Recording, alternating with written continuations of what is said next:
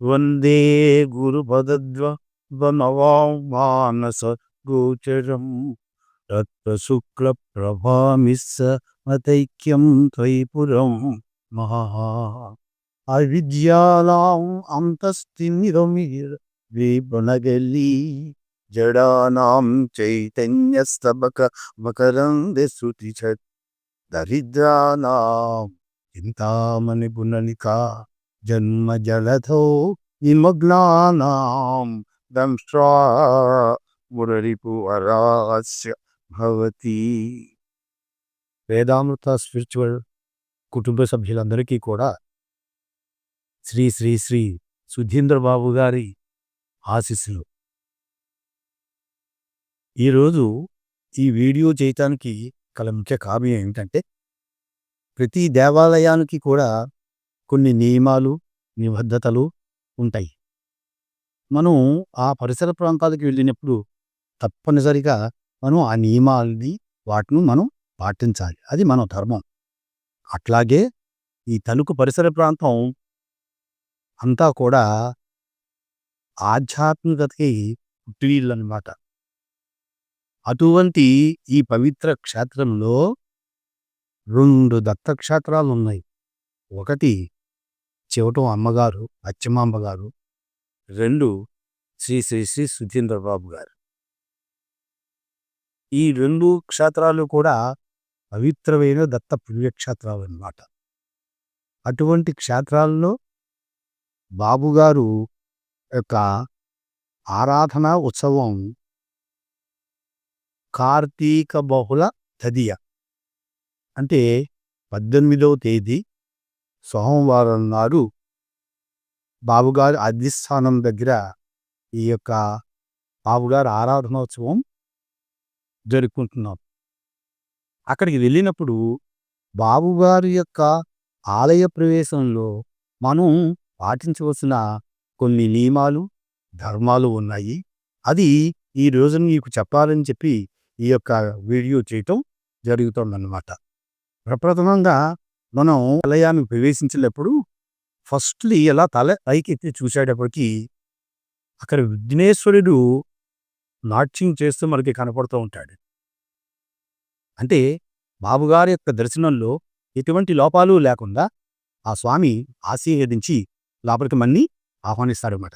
అట్లా వెళ్ళి మనం ఏం చేస్తాం, అక్కడ పాదాలు అవి ప్రక్షాళన చేసుకుని మనం బాబుగారు యొక్క అధిష్టాన మందిరంలోకి ప్రవేశిస్తాం అన్నమాట. ఆ ప్రవేశించేటప్పుడు ద్వారపాలకులు ఉన్నారు. వారికి నమస్కరించి మనం ఆ యొక్క మందిర ప్రవేశం చేస్తాం అన్నమాట. ఆ లోపలికి వెళ్ళి మనం ఒక్కసారి మనం పరిశీలించి చూసినట్లయితే అంటే బాబుగారు ఆ యొక్క ప్రదేశంలో విక్షిప్తమై ఉన్నారన్నమాట. వారికి ఎదురుగుల్లా బొబ్బ అంటే బాబుగారికి ప్రియాతి ప్రియమైన ఆబోతు అనమాట. ఒక మాట చెప్పాలంటే శివుడు ముందు నందీశ్వరుడు అనమాట. అట్లాగే బాబుగారి ముందు నంది రూపంలోనే అక్కడ మనకి కొలువై ఉందన్నమాట. మనం లోపలికి వెళ్ళగానే మనం చేయవలసిన ప్రక్రియ ఏమిటంటే బొబ్బాకి నమస్కరించాలి. తర్వాత బాబుగారి యొక్క అధిష్టాన మందిరానికి నమస్కారం చేసుకోవాలి.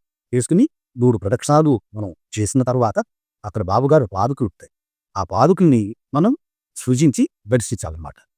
చేసి చాలామంది అక్కడ చక్కగా ధ్యానం చేసుకుంటూ ఉంటారు. ఆ పవిత్ర క్షేత్రం బాబుగారు అక్కడ సూక్ష్మ రూపంలో ఉన్నారు అని చెప్పి తెలియటానికి మనకి నిదర్శనం ఏంటంటే, అక్కడ కనుక మనం ఒక్కసారి ధ్యానంలో నిమగ్నం అయితే అసలు మనం ఎంతో దూరం వెళ్ళిపోతున్నామో మనకి తెలియదు.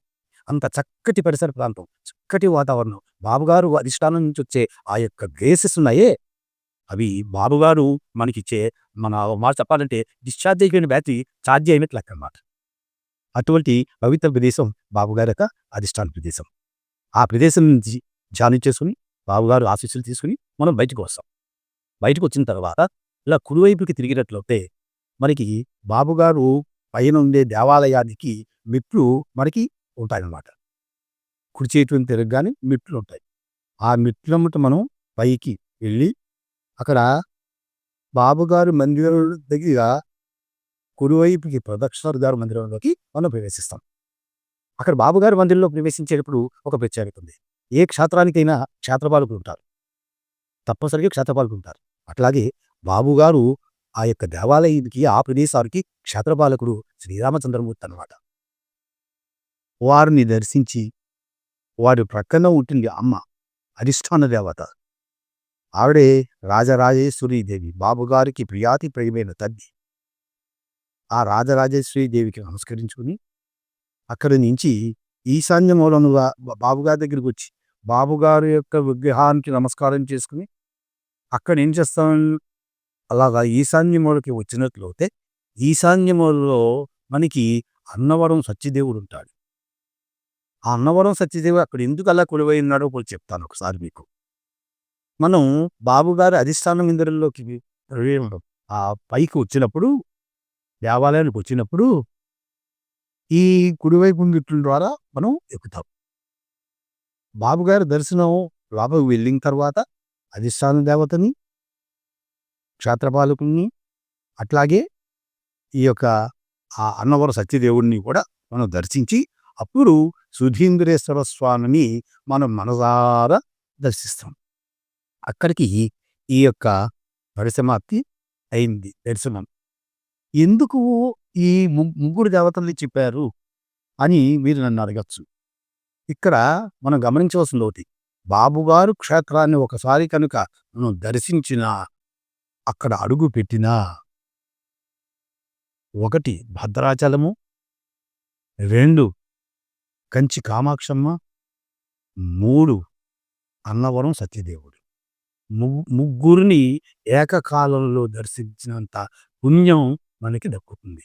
ఆ క్షేత్రం యొక్క గొప్పతనం అదనమాట. అందుకని ఈ వీడియో నేను చేస్తున్నాను ఇవాళ. మీ నలుగురికి తెలియాలి. మీరు వచ్చిన తర్వాత దర్శించేటప్పుడు వెళ్ళిపోయి వచ్చేయటం కాదు.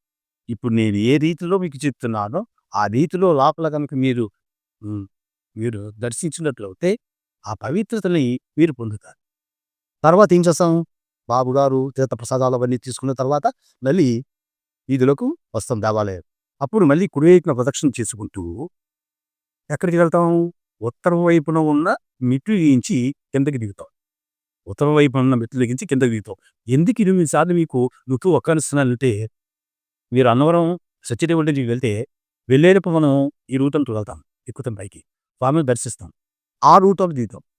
అటువంటి సదుపాయం ఉన్న ఏకైక క్షేత్రం అక్కడుంది. ఇక్కడ మన దగ్గర బాబుగారి దగ్గర ఉంది. ఈ మెట్లు నుంచి వెళ్తాం, స్వామిని దర్శిస్తాం, మళ్ళీ ప్రదక్షిణం చేసి ఆ మెట్ల ద్వారా మనం ఉత్తరం మెట్ల ద్వారా దిగుతాం. అలా దిగి ఇంటికి వస్తే అలా తల పైకెత్తి చూసేటప్పటికి ఆశీర్వదిస్తూ ఉంటాడు. ఎవరు? దత్తప్రభువు. దత్తప్రభువు మనకి అక్కడ వచ్చావా అని ఆశీర్వదిస్తూ ఉంటాడు అన్నమాట. అంత చక్కటి పవిత్ర క్షేత్రం బాబుగారి యొక్క క్షేత్రం. ఈ క్షేత్రాన్ని సాధ్యమైనంత వరకు ఎప్పుడు వీలున్నా దర్శించమని నేను 1కి 10 సార్లు మీకు తెలియపరుచుకుంటున్నాను. ఇట్లా మనం ఎప్పుడైతే ఆ పద్ధతి ఇప్పుడు చెప్పానో ఆ రీతిలో కనుక మీరు ఆ యొక్క దర్శనం కనుక చేసినట్లయితే ఒకే ఏకకాలంలో 3 క్షేత్రాలు దర్శించినంత మహాపుణ్యాన్ని మనం పొందగలుగుతాం. అది బాబుగారి యొక్క క్షేత్ర మహిమ.